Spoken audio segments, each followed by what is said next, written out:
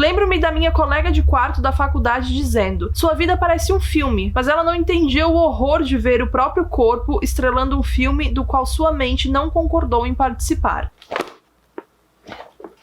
Nossa senhora. Nervosa. Como explicar Minha Sombria Vanessa? É muito difícil começar um vídeo falando sobre esse livro, porque a última vez que um livro tinha me causado tamanho desconforto, eu acho que faz uns 2 anos. Talvez, né? Talvez. Chutando baixo. Minha Sombria Vanessa não é perturbador por ser assustador, por ser sobrenatural, por ser real demais, e sim por simplesmente nos deixar à deriva do nosso pensamento e princípios enquanto cidadãos, enquanto seres humanos. Eu vou tentar explicar melhor ao longo do vídeo.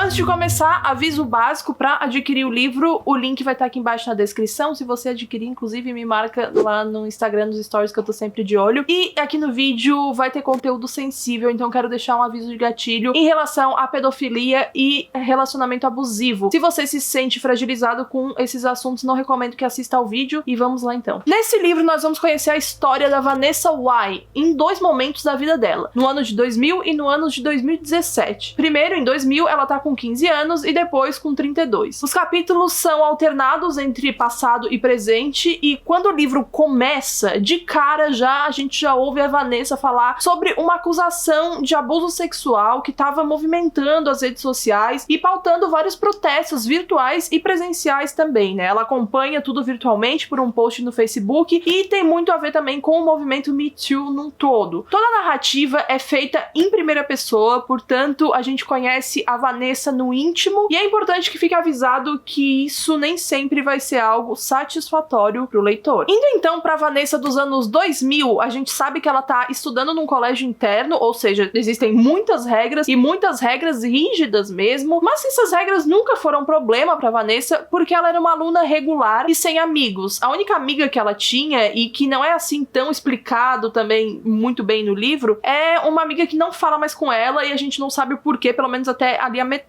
Os horários, o toque de recolher, a supervisão que rolava no alojamento dela nunca foram um problema pra Vanessa, porque ela não era, nossa, uma quebra-regras. Até ela começar a ter um envolvimento diferente com o professor de literatura inglesa. Por ser super sozinha e por gostar de ler, a Vanessa viu nas palavras desse professor algo que ela acreditava que jamais encontraria nas pessoas da idade dela, que era maturidade, inteligência, integridade e pelo menos uma base pra discutir de Shakespeare a Nabokov sem que soasse leigo ou superficial demais. O professor se chama Jacob Strain e ele percebeu de cara que a Vanessa era uma menina muito solitária e que ele se encaixou exatamente num papel que ele já sabia que uma adolescente como a Vanessa o daria, inevitavelmente, que é o do homem maduro que compreende como uma garota de 15 anos como ela é a super exceção, como ela é solitária porque ninguém consegue acompanhar os seus gostos de gente mais velha, e usando sempre a máxima, né, patética de que as garotas amadurecem muito mais rápido. Ele, com 42 anos, super entendia ela com 15. Depois de algumas conversas sobre obras literárias e seus significados na nossa vida, a Vanessa e o Strain passam a se encontrar quase todo dia após as aulas, e essa frequência se intensifica quando o Strain acaricia a Vanessa na perna, testando para ver se ela reagiria negativamente ou se ela permaneceria passiva. Ela permaneceu. A partir disso, o livro vira uma narrativa sobre esse relacionamento que acomete os dois de maneiras completamente diferentes. Completamente. Eu acredito que é desnecessário eu pontuar aqui que um relacionamento entre um homem de 42 anos e uma adolescente de 15 não é normal, né? Muito menos se esse homem for o professor dela. A coisa mais interessante desse livro é, sem dúvidas, na minha opinião, o fato dele ser narrado em primeira pessoa. Isso permite que o leitor compreenda alguns pensamentos e algumas atitudes da Vanessa, mas principalmente o leitor percebe como é uma relação abusiva desde o primeiro instante, desde o primeiro toque, primeiro sorriso, tudo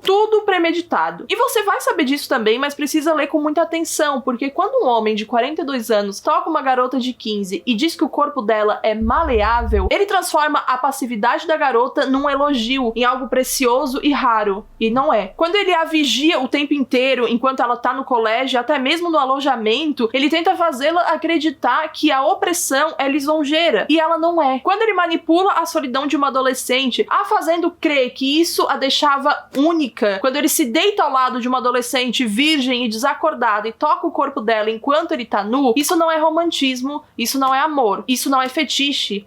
É pedofilia. E é bom a gente falar os nomes das coisas aqui, né? Pedir para uma adolescente se vestir de forma ainda mais infantilizada para agradá-lo e deixá-lo excitado é pedofilia.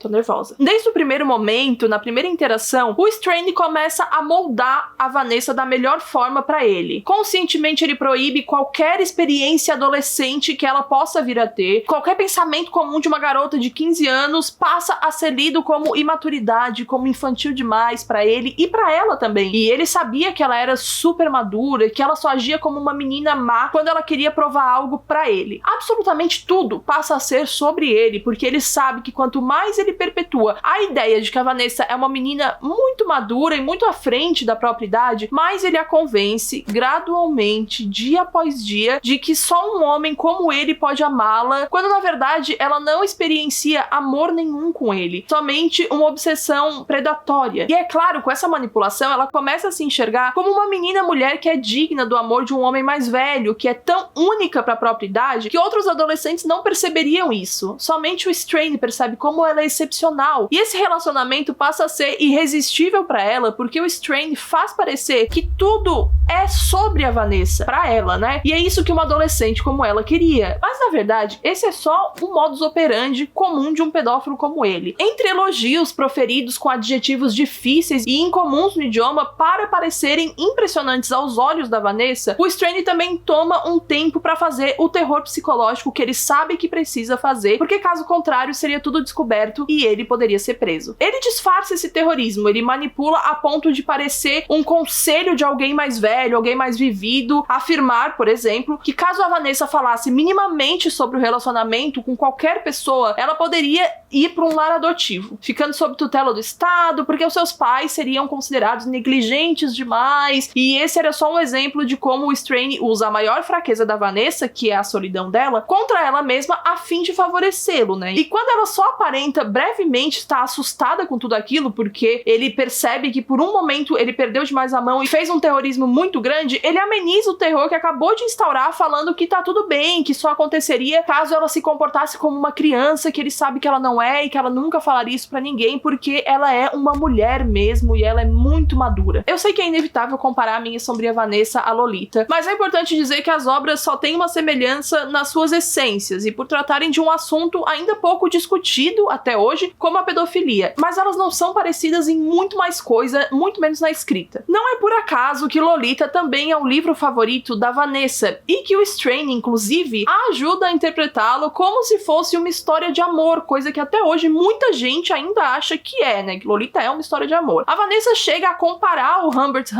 o pedófilo de Lolita, diversas vezes ao próprio Strand, que em determinado momento até se sente desconfortável com essa comparação, porque ele se acha muito diferente, ele fica super ofendido, porque ele assume que o Humbert é um pedófilo, né? Mas ele ouvir que ele também é uma coisa, não. Aí tem algo errado, né? E eu sei que tudo isso parece ser o que torna o livro desconfortável, de certa forma, torna sim, obviamente, mas o desconforto é encontrado severamente em outro ponto importante, na minha opinião. Embora a Vanessa tenha uma noção em relação aos abusos do Strand, ela se recusa a crer que é uma vítima. Eu nunca tinha lido um livro que falasse tão abertamente sobre isso. Ser uma vítima não faz parte da narrativa da Vanessa, porque ela não escolheu isso e, segundo ela, para ser vítima, ela precisa se reconhecer como uma. Coisa que ela não era e ponto. Ela falava repetidamente pra si: eu não posso ser vítima, eu sou inteligente, eu sou diferente, eu sou madura, eu sei do que eu penso, eu sei que ele me ama e que eu o amo e nós estamos juntos contra o mundo, porque é uma narrativa muito fácil e que é muito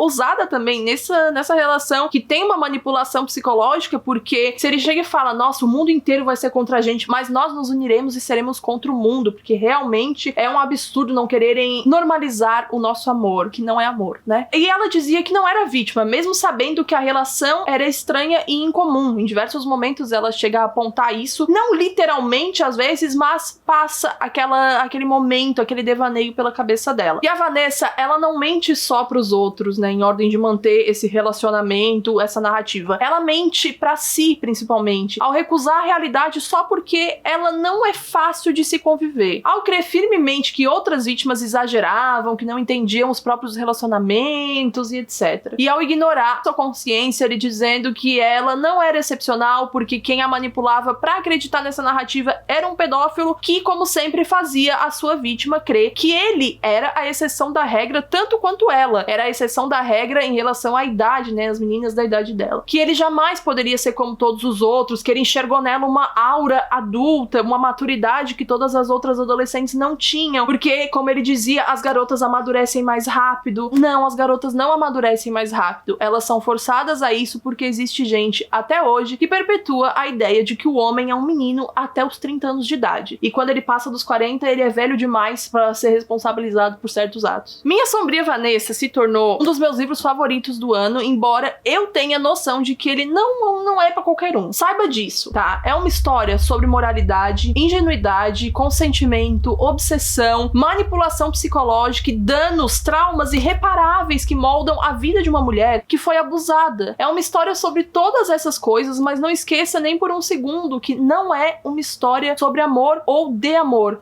Não é. Ele traz uma reflexão interessantíssima a respeito não só dos movimentos sociopolíticos, como o feminismo, né, que é citado aqui no livro, mas ele nos desafia, muitas vezes, a ter uma espécie de empatia com a Vanessa que a gente se recusa a ter. Pelo menos eu fui levada à deriva, como eu falei no início dessa crítica, né, dessa resenha, justamente por isso. Porque ela tem umas atitudes que me deixaram muito pistola, muito brava mesmo, que eu discordava totalmente, só que eu tô numa posição totalmente diferente da dela enquanto vítima, enquanto pessoa que enxerga um movimento social e sociopolítico de outra forma. A Vanessa mais velha é uma mulher extremamente interessante de ser lida e de ser conhecida também, porque ela é diferente da Vanessa mais nova, embora os traumas e os danos irreparáveis que eu falei que existem da época da Vanessa mais nova ainda estejam caminhando junto com ela. E várias vezes em que ela tomava uma atitude, em que ela procurava o strain, ou que ela procurava negar tudo o que estava acontecendo, todas as acusações, ela não acreditava nos movimentos ou duvidava até mesmo de outras vítimas. Tudo isso é consequência de uma adolescência que não existiu e de uma vida inteira sendo abusada psicologicamente e sexualmente também, porque não há dúvidas quanto a isso no livro, não há dúvidas quanto a isso em nenhum momento da história, principalmente na primeira vez dela. Eu não vou entrar em detalhes porque daí já acho que é abrir coisa demais também, vocês precisam ler a história para entender melhor, mas desde a primeira vez, quando ela perde a virgindade, né, já foi um abuso, já foi algo totalmente sem consentimento, e ela tinha 15 anos, só lembrando, ele tinha 42, e ele infantilizou ainda mais ela, que vocês vão saber se vocês lerem. Então, assim, não é um livro fácil, não é, mas vocês sabem que eu não gosto de leituras que deixam a gente na nossa zona de conforto. Eu gosto dessas leituras, lógico, quando eu estou na vibe pra lê-las. A maioria das minhas leituras são leituras que incomodam mesmo, que nos tiram da nossa zona de conforto muito, nos tiram demais mesmo. E esse livro, ele não me tirou simplesmente da zona, ele me jogou longe, ele me deu um coice pra longe da minha zona de conforto, porque eu nunca tinha lido um livro, a visão da vítima em relação à pedofilia, que fosse tão escrachado assim, tão desconfortante de conviver com a opinião da vítima, sabe? É tão difícil lidar com vários pensamentos dela, mas eu sei que eles são reais, e eu sei que eles precisam ser colocados ali pra gente ver que nosso traço de moralidade muitas vezes só traça a nossa vida mesmo, que não precisa necessariamente traçar a vida dos outros, ou pior, a gente julgar as vítimas de outros abusos, né? Por mais que a gente tenha sofrido algum tipo de abuso, existem vários outros, e a gente não tem como julgar as outras com a nossa lente, pelos nossos olhos, com essa nossa aura, nosso véu de moralidade. Então, assim, eu entendo de verdade quando alguém me fala que se sentiu desconfortável em relação a Vanessa e por isso não gostou do livro, mas eu queria dizer dizer que é genial, pelo menos na minha concepção, que a autora tenha feito isso no primeiro livro dela. Esse é o primeiro livro publicado dela. É preciso muita coragem pra publicar uma história assim, porque ela é extremamente controversa, principalmente em relação à crítica, embora ela seja genial, pelo menos na minha concepção, na minha opinião. E eu recomendo muito esse livro. Não pra todo mundo, como eu falei pra vocês no início, mas eu recomendo. Não é um livro que vai te deixar num lugar bom, legal, feliz. É um livro que vai te desafiar de várias formas, que vai te deixar muito desconfortável em muitos momentos. Muitos mesmo. Falando agora da única coisa que eu não gostei do livro, eu dei 5 estrelas pra ele, mas na minha cabeça foi um 4.8 a nota. Porque eu achei que ele se prolongou demais em alguns momentos, principalmente alguns detalhes, eram detalhes demais, assim, passando do meio pro fim. E eu sei também que o fim pode não agradar, talvez algumas pessoas, mas eu gostei tanto.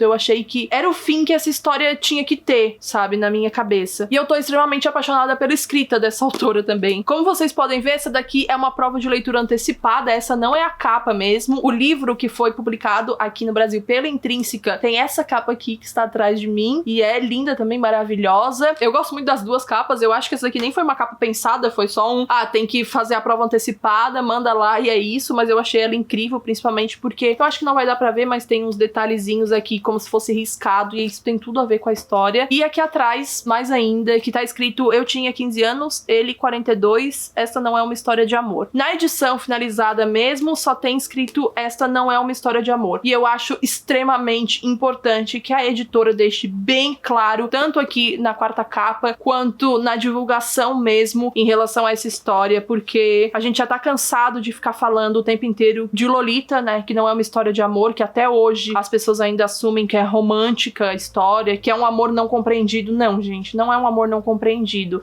porque não é amor, é pedofilia. Eu acho que isso é tudo que eu tinha pra falar. Nossa, eu já até me estendi demais aqui. Eu espero de verdade que, caso vocês comprem, né, e leiam o livro, vocês gostem como eu gostei. Não se esqueçam de me marcar nas minhas redes sociais pra falar se vocês estão lendo. E boa leitura, gente. É uma leitura reflexiva, uma leitura difícil, nos tira da nossa zona de conforto, mas são esses livros que estimulam cada vez mais nosso pensamento crítico. Então eu, hoje, com 26 anos, pensei em coisas enquanto eu tava lendo esse livro que eu nunca tinha pensado em toda a minha vida, sabe? Em todos os momentos, em relação a reflexões que eu já tive, tanto em movimentos sociopolíticos, quanto na minha vida mesmo, enquanto ser humana. Eu vejo vocês no vídeo que vem. Um beijão.